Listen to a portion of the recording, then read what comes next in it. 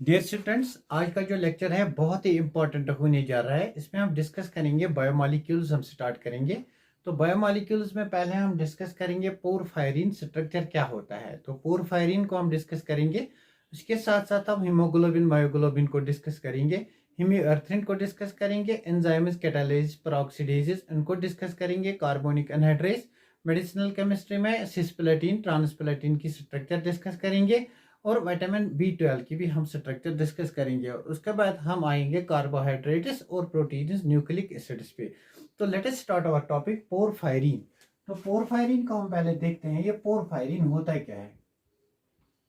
Porphyrin क्या होता है एक्चुअली, हमारे पास 4 नाइट्रोजन एटम्स पोरफायरिन में होते हैं, nitrogen, nitrogen and nitrogen. Now each nitrogen atom जो हमारे पास ये नाइट्रोजन एटम्स है, they are bonded to they are attached to 5 membered ring। तो यहाँ पे हमारा 5 membered ring यहाँ से अटैच है। This is 5 membered cyclic ring। यहाँ भी हमारे पास 5 membered cyclic ring होगी।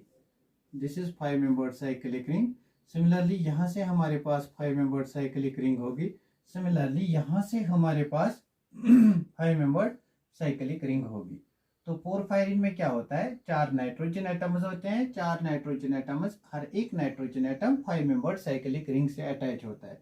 उसके बाद हम ज्वाइन करते हैं इन रिंग्स को। इस रिंग को ऐसे ज्वाइन करते हैं, इन बॉन्ड्स को ऐसे ज्वाइन करते हैं, इस बॉन्ड को ऐसे ज्वाइन करते हैं, इस बॉन्ड को हम ऐसे ज्वाइन करते हैं, इस बॉन्ड को हम ऐसे ज्वाइन करते हैं और इस बॉन्ड को हम ऐसे ज्वाइन करते हैं। ये हमारे पास पोरफायरिन बन गया। अब इस पोरफायरिन में ये वाला कार्बन जो है, इस कार्बन पे CH2COO नेगेटिव अटैच होता है और यहाँ भी CH2COO नेगेटिव अटैच होता है और यहाँ भी हमारा CH2COO नेगेटिव अटैच होता है। यहाँ पे हमारा मिथाइल ग्रुप होता है और यहाँ भी हमारा मिथाइल ग्रुप होता है और यहाँ पे हमारा R1 ग्रुप होता है और यहाँ पे हमारा मिथाइल ग्रुप होता है। यहाँ पे R2 ग्रुप होता है और यहाँ पे हमारा कौन सा ग्रुप होता है, मिथाइल ग्रुप। तो see this is actually structure of porphyrin. अब इस पोरफायरिन में ये जो पार्ट है, नाइट्रोजन नाइट्रोजन नाइट्रोजन नाइट्रोजन, ये वाला पार्ट जो है ये एक प्लान में रहता है। अब कोई भी मेटल एटम यहाँ इस प्लेन में आके जुड़ जाता है। फॉर एग्जांपल अगर हमारे पास यहाँ पे आयरन इन +2 स्टेट में जुड़ जाएगा तो हम इसको आयरन पोरफायरिन कहेंगे, जो हमारे हीमोग्लोबिन में होता है। जिस भी ये वाला जो ग्रुप है, दिस इज हीम ग्रुप। जिस भी मेटल ऑफ पोरफायरिन में ये वाला ग्रुप प्रेजेंट होता है उसको हम हीम प्रोटीन कहेंगे। नासी यहाँ पे क्या होता है, यहाँ पे जो नाइट्रोजन एटम होता है, ये वाला नाइट्रोजन एटम और ये nitrogen atom means 2 nitrogen atoms, they are sp3 hybridised. sp3 means in this case nitrogen forms 3 bonds और बाकी जो 2 नाइट्रोजन एटम्स हैं वो sp2 है, मींस वहां पे एक एक डबल बॉन्ड होगा। तो उसके बाद यहाँ पे कंजुगेशन देखनी होती है। कंजुगेशन मींस यहाँ पे नाइट्रोजन ने 3 बॉन्ड बनाए हैं, कोई डबल बॉन्ड नहीं लगेगा, तो यहाँ से डबल बॉन्ड स्टार्ट, फिर conjugation, double bond single bond double bond, double bond single bond double bond, double bond single bond, यहाँ पे डबल बॉन्ड सिंगल बॉन्ड, यहाँ पे डबल बॉन्ड सिंगल बॉन्ड, यहाँ पे डबल बॉन्ड सिंगल बॉन्ड, यहाँ पे double bond single bond, यहाँ पे डबल बॉन्ड सिंगल बॉन्ड, यहाँ पे सिंगल बॉन्ड, यहाँ पे डबल बॉन्ड और यहाँ पे डबल बॉन्ड। अब सी ये हमारे पास एक पोरफायरिन की रिंग आ गई। अब सी ये जो हाइड्रोजन एटम्स होते हैं which are directly attached to the nitrogen atom, these are acidic hydrogen atom. Means इन हाइड्रोजन को हम रिमूव कर सकते हैं as H positive, because acid is a species which gives H positive ion. तो हमें यहाँ पे नेगेटिव चार्ज आएगी, इस बॉन्ड को ब्रेक करो तो यहाँ पे भी नेगेटिव चार्ज आएगी। इसको कहते हैं हम dianion of porphyrin. This is dianion. अब इस डाई एनाइन में कोई भी हमारा मेटल सेंटर अटैच फिक्स होके आ सकता है। फॉर एग्जाम्पल इस डाई एनाइन में अगर हमारे पास Fe2+ आएगा तो यहाँ से आयरन के साथ ये बॉन्ड बनाएगा और हमारा बन जाएगा iron porphyrin. Now this is the structure of iron porphyrin. इसको हम हीम कहते हैं, this is known as haem. अब हमारे पास 3 हीम होते हैं, haem A, haem B, haem A, haem B and haem C. We have 3 haems, haem A, haem B, haem C. तो इन 3 हीम को हम कैसे कैटेगराइज कर सकते हैं, किस वाले पार्ट को हम हीम ए कहेंगे और कौन से को हम हीम बी कहेंगे, and which part we will called as haem C. तो हीम ए में क्या होता है, जो हमारे R1 एंड R2 है दे मेक द डिफरेंस। अगर हमारा R1 in case of haem में जो ये हमारा R1 है it's equal to CH2 double bond CH2, और जो हमारा R2 है that's equal to C18H30OH means alcoholic part है। हीम बी में हमारा R1 और R2 सेम होता है that is CH2 double bond CH2, और हीम सी में R1 और R2 सेम होते हैं it's equal to CH2 CH3, मतलब यहां से कार्बन है, कार्बन से CH3 अटैच है और इसके साथ सल्फर अटैच है, सल्फर के साथ प्रोटीन पार्ट अटैच है, then it's called haem C. तो हीम सी में R1 R2 दिस है, हीम बी में R1 R2 इथिलीन है, और हीम ए में R1 दिस है, R1 दिस R2 दिस है। ये हमारा पोरफायरिन पार्ट बन गया, इसको हम हीम कहते हैं। ना दिस इज आवर हीम। इस हीम में मैंने आयरन एटम को इंट्रोड्यूस किया। This iron atom is in +2 oxidation state, +2 oxidation state.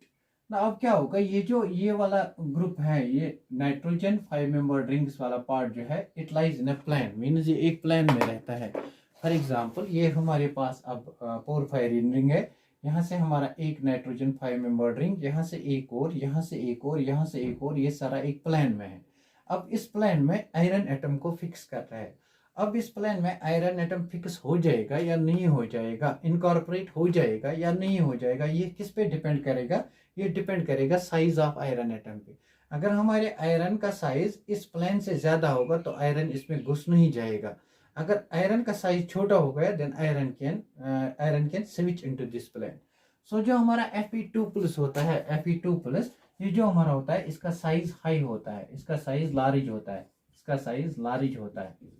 इसलिए क्या होता है, ये आयरन 2+ जो है ये इस प्लेन में फिक्स नहीं होता है, ये इस प्लेन में इनकॉर्पोरेट नहीं होता है। इसलिए क्या होता है, हमारा ये जो हीम पार्ट है Fe, यहाँ से हमारा नाइट्रोजन एटम था, यहाँ से हमारा नाइट्रोजन एटम था, यहाँ से नाइट्रोजन एटम, यहाँ से नाइट्रोजन एटम, तो यहाँ से ये जो आयरन एटम है Fe2+, इसका साइज बड़ा है, because of its large size it does not fit into the plane, ये इस प्लेन में फिट नहीं होता है।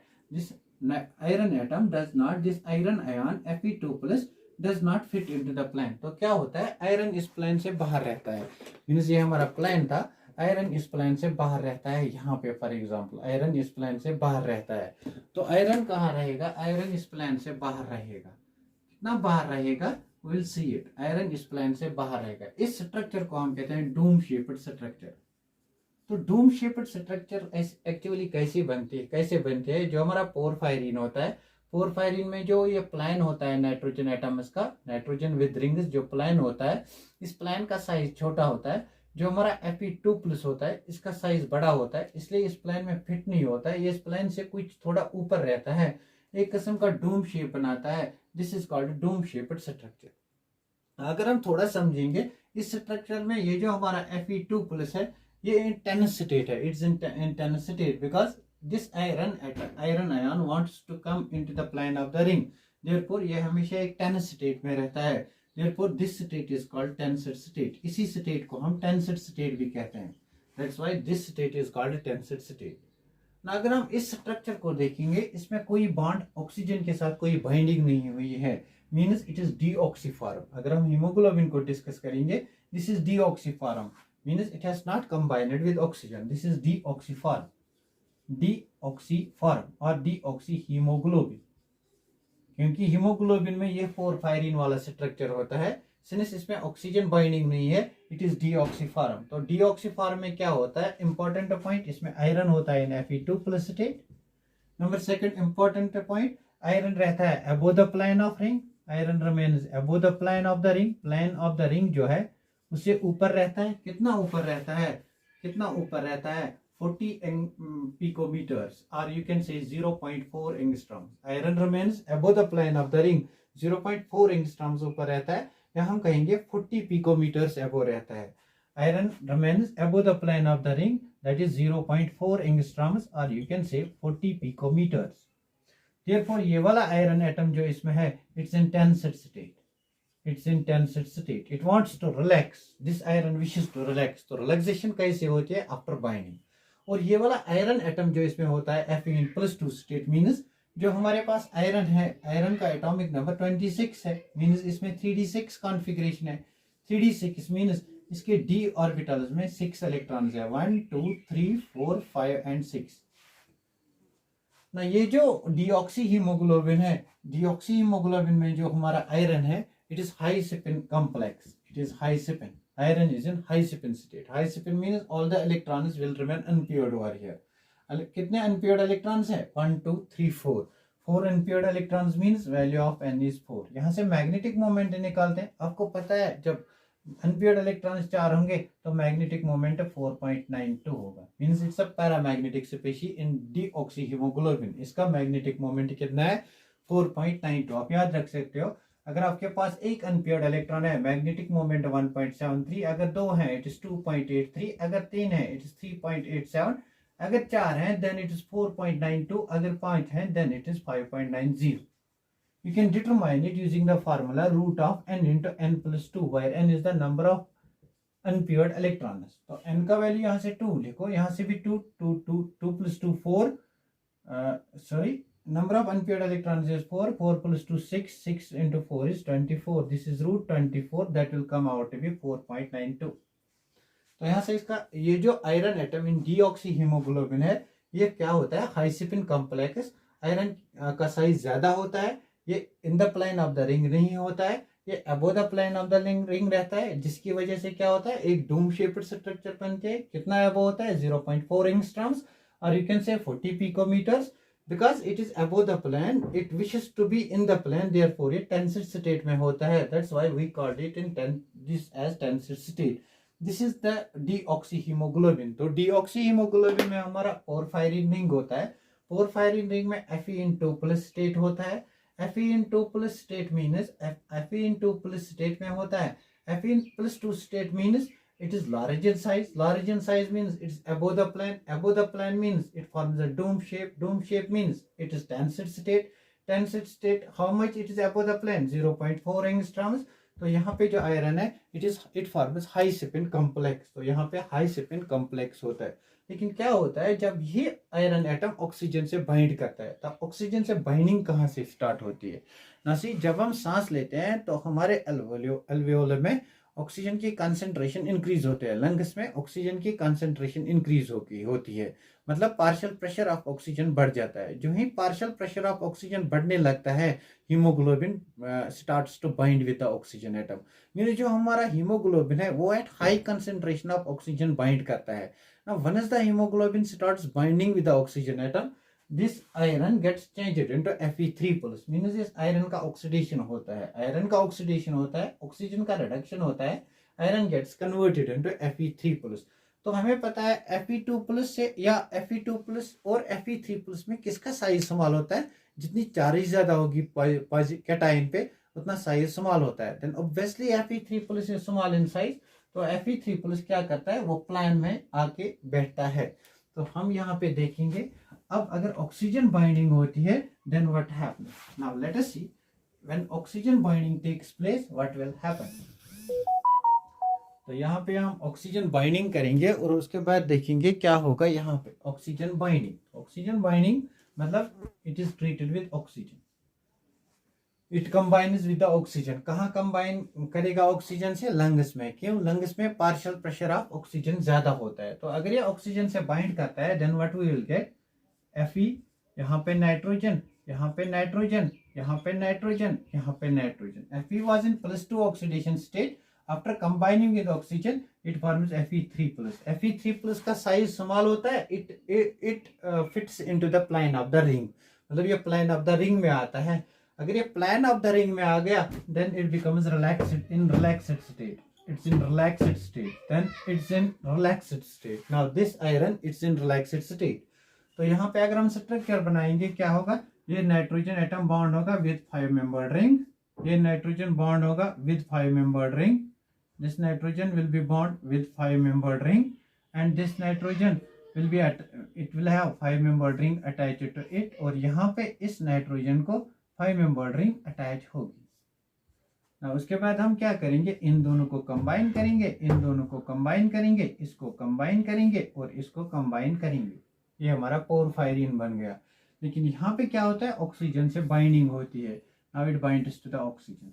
तो ऑक्सीजन से जो बाइंडिंग होती है oxygen binding takes place in a bent fashion, it's not linear, it is bent fashion. यहाँ का जो ये बॉन्ड एंगल बनता है दिस इज 130 डिग्री। तो ऑक्सीजन लिनियरली बॉन्ड नहीं होता है, इट बाइंड्स इन, ऑक्सीजन जो हमारा बॉन्ड होता है it does not bind linearly, यहाँ पे बेंट फैशन में ऑक्सीजन हमारा बाइंड करता है। तो बॉन्ड एंगल इज 130, यहाँ पे बॉन्ड एंगल 130 बनता है। Now in this will be called as oxyhemoglobin because iron has bound to the oxygen. This is called oxyhemoglobin. This is our oxyhemoglobin.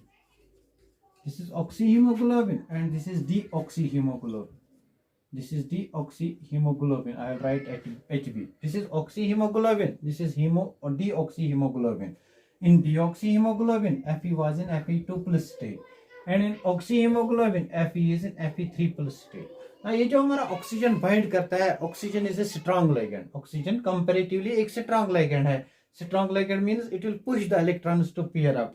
इसमें क्या होता था, इसमें जो इलेक्ट्रॉन्स थे वो पेयर अप नहीं होते थे, electrons wire not paired up, electrons wire like this. और इन दिस केस हमारे पास D3 में कितने इलेक्ट्रॉन्स होंगे, 5 इलेक्ट्रॉन्स होंगे। लेकिन क्या होगा, ये जो इलेक्ट्रॉन्स होंगे ये पेयर अप हो जाएंगे, electrons are paired up. Electrons in this case they are paired up, so in this case electrons are paired up. अगर मैं इसको और डिटेल में बनाऊंगा तो यहाँ पे हमारा जो आयरन है दिस इज आयरन। तो आयरन में एटॉमिक नंबर 26 है, कॉन्फ़िगरेशन है 3d6 4s2। तो यहाँ पे 3d6 4s2 मीन्स डी में 6 इलेक्ट्रॉन्स है, 1 2 3 4 5 एंड 6, और 4s2 में कितने इलेक्ट्रॉन्स हैं, 2। तो यहाँ पे क्या होता है, iron in +2 oxidation state means it has lost these 2 electrons. और इन दिस केस आयरन की जो कॉन्फ़िगरेशन है that's also 3d6 4s2, 1 2 3 4 5 6 4s2, but iron is in which state, +3 state. 3 electrons lost हुए हैं, 2 यहाँ से, 1 यहाँ से। ये वाला ये अब पेयरिंग करेगा, ये इलेक्ट्रॉन यहाँ आएगा, ये इलेक्ट्रॉन यहाँ रहेगा। पेयरिंग क्यों हुई, because oxygen is a strong ligand, it pushes these electrons to pair up. तो यहाँ पे हमें 1 अनपेयर्ड इलेक्ट्रॉन मिलता है और यहाँ पे 4 अनपेयर्ड इलेक्ट्रॉन मिलते हैं। तो यहाँ पे मैग्नेटिक मोमेंट कम होगा, यहाँ पे मैग्नेटिक मोमेंट ज्यादा होगा। ये ऑक्सीडाइज्ड फॉर्म है, ये रिड्यूस्ड फॉर्म है, इसलिए इसको कहते हैं ऑक्सीहीमोग्लोबिन, बिकॉज ऑक्सीडेशन की हमने आयरन की +2 से +3 स्टेट में आ गए। नाउ आयरन यहाँ पे in the plane of the ring है, इसलिए इसको रिलैक्स्ड स्टेट कहते हैं। Iron above the plane of the ring है, इसलिए इसको कहते हैं टेंस्ड स्टेट। तो यहाँ पे हमने डिस्कस किया स्टूडेंट्स, यहाँ पे हमने डिस्कस किया ऑक्सीहीमोग्लोबिन क्या होता है और डीऑक्सीहीमोग्लोबिन क्या होता है। ऑक्सीहीमोग्लोबिन में जब भी ऑक्सीजन बाइंड करता है it binds in a bent fashion. Bond angle कितना होता है, 130 बॉन्ड एंगल। तो हमने यहाँ पे डिस्कस किया एक्चुअली ये पोरफायरिन होता क्या है। ये पोरफायरिन क्या होता है, 4 nitrogen atom, each nitrogen atom bind to 5 membered ring, और उसके बाद बीच में उनके मेटल आयन होता है। अगर आयरन मेटल आयन होगा तब इसको हीम कहेंगे। मीन्स हीम हमारे पास तीन टाइप्स के हैं, haem A, haem B, haem C. They differ the nature of R1 and R2 groups. अगर हमारे पास R1 ग्रुप और R2 ग्रुप सिर्फ CH2 है देन इट्स हीम बी। अगर R1 CH2 और R2 हमारा C18H30OH है देन इट्स हीम ए। अगर हमारे पास R1 और R2 कौन से होंगे, CH with sulphur and protein, then that is haem C. तो हमने डिस्कस किया यहाँ पोरफायरिन की पूरी स्ट्रक्चर को, कैसे बाइंडिंग होती है, क्या होता है। अब आगे बढ़ते हैं, इस हीमोग्लोबिन को और ज्यादा डिटेल में हम डिस्कस करेंगे। हीमोग्लोबिन को और ज्यादा डिटेल में डिस्कस करेंगे। तो जैसे कि हमें पता है जो हीमोग्लोबिन होता है इट्स अ टेट्रामर। हीमोग्लोबिन क्या होता है, हीमोग्लोबिन जो हमारा होता है it is tetramer. Tetramer of 4 haem units, tetramer of 4 haem units. इसमें 4 हीम यूनिट होते हैं, 4 हीम यूनिट्स इसमें होते हैं। 4 हीम यूनिट्स मतलब यहाँ पे 4 हीम यूनिट्स होंगे। एक यहाँ से नाइट्रोजन, यहाँ से नाइट्रोजन, यहाँ से नाइट्रोजन, यहाँ से नाइट्रोजन। दूसरा हीम यूनिट यहाँ से नाइट्रोजन, यहाँ से नाइट्रोजन, यहाँ से नाइट्रोजन, यहाँ से नाइट्रोजन। तीसरा हीम यूनिट आयरन, यहाँ से नाइट्रोजन, यहाँ से नाइट्रोजन। 4 नाइट्रोजन एटम्स, हर कोई नाइट्रोजन एटम 5 मेंबर्ड रिंग से अटैच होगा। और यहाँ से iron attached with nitrogen, attached with nitrogen, attached with nitrogen, attached with nitrogen. ये हमारे 4 हीम यूनिट्स है। ये एक हीम यूनिट है, this is 1 haem unit, this is 2nd haem unit, this is 3rd haem unit, and this is the fourth haem unit, और third and this is the fourth haem unit. तो 4 haem units है यहाँ पे। ये सारे haem units oxygen से bind करते हैं। पहला ये वाला बाइंड करता है, उसके बाद ये इसको इनिशिएट करता है बाइंडिंग के लिए, उसके बाद ये इसको इनिशिएट करता है बाइंडिंग के लिए, उसके बाद ये इनिशिएट करता है इसको बाइंडिंग के लिए। मतलब इनमें एक किस्म की कोऑपरेशन होती है। कोऑपरेशन मतलब इनमें एक किस्म का समझौता होता है। पहला ये वाला हीम यूनिट ऑक्सीजन से बाइंड करता है, then it let us this heme unit to bind with the oxygen, this let us this heme unit to bind with the oxygen, this let us this heme unit to bind with the oxygen।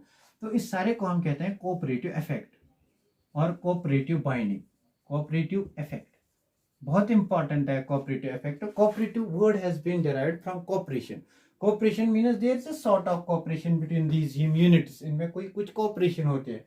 Cooperation in the sense what, in the sense binding with oxygen, means ये वाला haem unit भी bind करेगा oxygen से, ये वाला भी, ये वाला भी, ये वाला भी। अब क्वेश्चन ये है, ये हीम यूनिट्स अलग अलग हैं, तो इनमें कोऑपरेशन कहाँ से आएगी? इन हीम यूनिट्स को बाइंड करने के लिए हमारे पास एक प्रोटीन पार्ट होता है। इन हीम यूनिट्स को आपस में कनेक्ट करने के लिए हमारे पास एक प्रोटीन पार्ट होता है, that's called globular protein part. तो this is globular protein part, globular protein part, globular protein part। What is its function? To bind these heme units together। ये इन हीम यूनिट्स को आपस में बाइंड करता है। तो हमने यहाँ पे क्या देखा, ये जो हीम यूनिट है ये ऑक्सीजन से बाइंड करेगा, means this is first haem unit, this is second, this is third and this is fourth. तो पहला वाला हीम यूनिट जो है Fe2+, it will bind with the oxygen, it will form FeO2। then this will bind with the oxygen, this will form FeO2 whole twice। then this will bind with the oxygen, this will form FeO2 whole thrice। then this will bind with the oxygen, it will form FeO2 whole four। तो जब भी कोई chemical reaction होती है, जब भी कोई reaction होती है, तो उस रिएक्शन का रेट कांस्टेंट भी होता है। Rate constant indicates how much the rate of the reaction is. For example इसका रेट कांस्टेंट K1, इसका रेट कांस्टेंट K2, इसका रेट कांस्टेंट K3 और इसका रेट कांस्टेंट K4।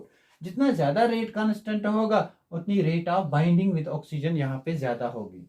तो जैसे कि मैंने कहा आपको, कोऑपरेटिव बाइंडिंग होती है। पहला वाला सेकंड को मजबूर करता है ऑक्सीजन को लेने के लिए, then this takes third, then this takes fourth, as a result of which जो हमारा K4 है इसका रेट कांस्टेंट ज्यादा होता है, then K3, then K2, then K1। This is cooperative binding. ये कोऑपरेटिव बाइंडिंग का रिजल्ट है। This is result of cooperative binding. क्या रिजल्ट ऑफ कोऑपरेटिव इफेक्ट क्या होता है यहाँ पे मिलता है हमें? कोऑपरेटिव इफेक्ट का जो रिजल्ट है वो क्या मिलता है? वो मिलता है जो हमारा रेट कांस्टेंट, जो चौथा वाला हीम यूनिट है वो ऑक्सीजन से ज्यादा फर्मली बाइंड करता है compare to third, compare to second, compare to first. So this is very important, this is very important.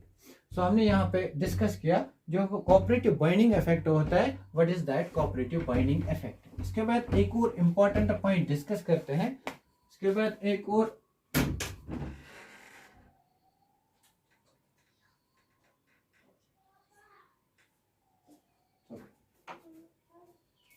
उसके बाद एक और इंपॉर्टेंट एस्पेक्ट डिस्कस करते हैं। हमने डिस्कस किया कोऑपरेटिव इफेक्ट। कोऑपरेटिव इफेक्ट के बाद एक और इंपॉर्टेंट पॉइंट डिस्कस करते हैं। जैसा कि मैंने आपको बोला, ये जो हमारा हीमोग्लोबिन है ये ऑक्सीजन से बाइंड करता है जहां पे ऑक्सीजन की कंसंट्रेशन ज्यादा होगी। अगर लंग्स में ऑक्सीजन की कंसंट्रेशन ज्यादा होगी, मतलब पार्शियल प्रेशर ज्यादा होगा, then it will more firmly, then it will more easily, then it will bind with the oxygen more firmly। मतलब जो हमारा हीमोग्लोबिन है it binds with the oxygen जहां पे पार्शियल प्रेशर ऑफ ऑक्सीजन ज्यादा होगा। मतलब अगर मैं यहाँ पे एक कर्व ड्रा करूंगा, यहाँ से मैं पार्शियल प्रेशर ऑफ ऑक्सीजन लूंगा, this is partial pressure of oxygen. इस साइड में हमारा पार्शियल प्रेशर इंक्रीज होता है, यहाँ से मैं प्रोग्रेस ऑफ द रिएक्शन लूंगा। Progress of reaction means binding tendency with oxygen, binding tendency of this haem with oxygen, this is progress of reaction. तो क्या होगा यहाँ पे, जब हमारा partial pressure this is 0, this is 1, 2 like this, जब हमारा पार्शियल प्रेशर कम होगा, जब ज्यादा पार्शियल प्रेशर होगा हीमोग्लोबिन ज्यादा बाइंड करेगा। अगर पार्शियल प्रेशर लंग्स में कम है हीमोग्लोबिन बहुत कम बाइंड करेगा। अगर पार्शियल प्रेशर कम है तो haemoglobin binds very less to the oxygen atom. But once अगर हम पार्शियल प्रेशर ऑक्सीजन का इंक्रीज करेंगे, binding tendency of haemoglobin increases. This is binding tendency, this is partial pressure. तो यहाँ पार्शियल प्रेशर इंक्रीज होता है, बाइंडिंग टेंडेंसी इंक्रीज होती है, stage is reached where maximum binding takes place. तो ये वाली स्टेज जो है यहाँ पे maximum tendency of binding with oxygen takes place, यहाँ पे बहुत कम tendency of binding with oxygen है बिकॉज यहाँ पे पार्शियल प्रेशर कम है। और इस बीच ये जो बीच वाला पोर्शन है यहाँ पे कंटिन्यूसली इंक्रीज होता है बिकॉज पार्शियल प्रेशर इंक्रीजेस। तो ये वाली जो कर्व है it is S type curve, that's why it's called sigmoidal curve, it is called sigmoidal curve. तो हीमोग्लोबिन के लिए क्या आता है हमें, sigmoidal curve for haemoglobin. Haemoglobin के लिए हमें आती है यहाँ पे सिग्मोइडल कर्व। अगर हम ये मायोग्लोबिन की बात करेंगे तो मायोग्लोबिन का काम क्या होता है, मायोग्लोबिन का काम होता है ऑक्सीजन रिसीव करना। हीमोग्लोबिन ट्रांसपोर्ट करता है, मायोग्लोबिन रिसीव करता है। अगर मायोग्लोबिन ऑक्सीजन रिसीव करता है तो उसको पार्शियल प्रेशर से कोई लेना देना नहीं है। अगर पार्शियल प्रेशर कम भी होगा तब भी रेट ऑफ मायोग्लोबिन ज्यादा होगी। सी तो पार्शियल तो मायोग्लोबिन के लिए ग्राफ कैसे आएगा, यहाँ से ये इंक्रीज होगा ग्राफ। तो this graph, this is not sigmoidal graph for myoglobin, this is not sigmoidal graph, it is non sigmoidal, non sigmoidal for myoglobin. Myoglobin के लिए जो ग्राफ है इट इज नॉन सिग्मोइडल। तो this is very important.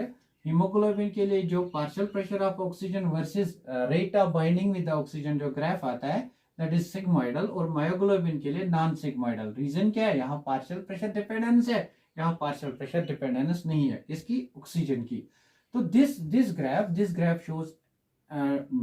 shows behavior of progress of reaction of myoglobin and hemoglobin. This is myoglobin with oxygen. This is known as Bohr effect. तो इसको हम Bohr effect कहते हैं, इसको हम Bohr effect के नाम से कहलाते हैं।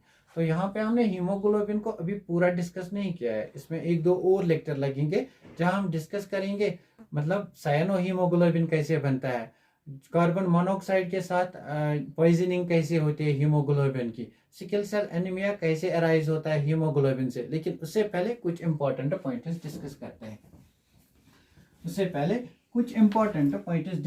हैं, अब आपको पता है हीम क्या होता है। हीम इज एक्चुअली आयरन, जिसमें आयरन होता है और 4 नाइट्रोजन एटम्स होते हैं, हर एक नाइट्रोजन अटैच होता है विथ 5 मेंबर्ड रिंग।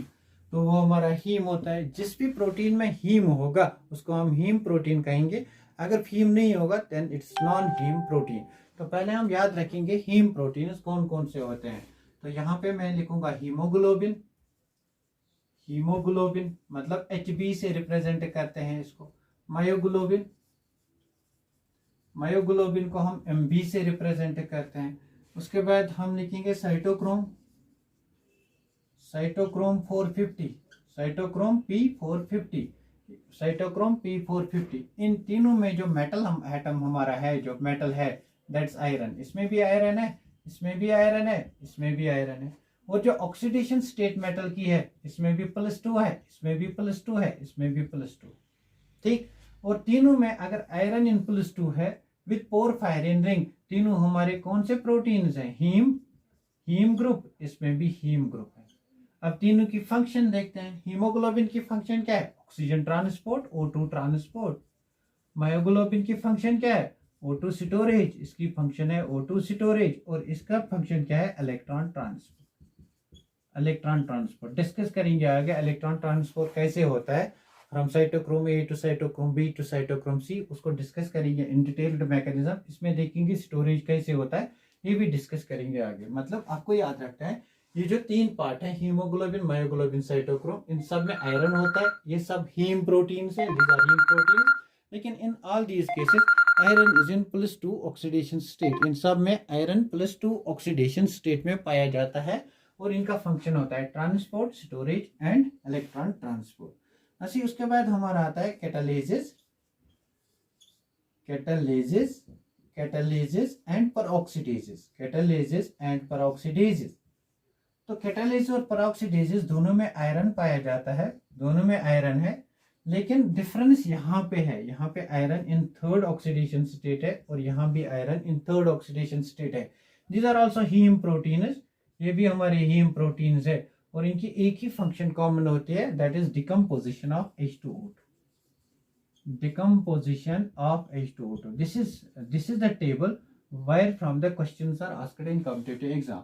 आपको क्वेश्चन जाता है which of the following is a haem protein. आपको ये वाला टेबल याद रखना है, दीज 5 आर हीम प्रोटीन्स। या in haemoglobin iron is in which oxidation state, in oxy and deoxy. This is oxy, in deoxy, and this is deoxy, in oxy it is in +3 oxidation state, in deoxy it is in +3 oxidation state। तो यहाँ पे myoglobin, यहाँ पे cytochromes, यहाँ पे actually this is still under research. क्या oxy haemoglobin में iron +2 में ही होता है या +3 में होता है? बहुत सारे बुक्स हैं, जो भी फॉरेन बुक्स हैं, एटकिन्स है हमारे पास, जैसे हुई है हमारे पास, जैसे हमारे पास एक और बुक आती है इसकी क्या कहते हैं इसको, अब मुझे उसका, अच्छा सोचो, मतलब सुनो, जो भी बुक हमारे पास है, बुक्स हैं, उनमें आधा में लिखा है in oxy haemoglobin iron is in second oxidation state, आधा में लिखा है iron is in third oxidation state. Usually in oxy haemoglobin it's in third oxidation state. ना सी ये वाला टेबल आपको याद होना चाहिए। तो हम यहाँ पे आज स्टॉप करेंगे। In the next lecture we will discuss mechanism, haematin कैसे बनता है उसका मैकेनिज्म देखेंगे, हाउ हेमेटिन इज फॉर्मड।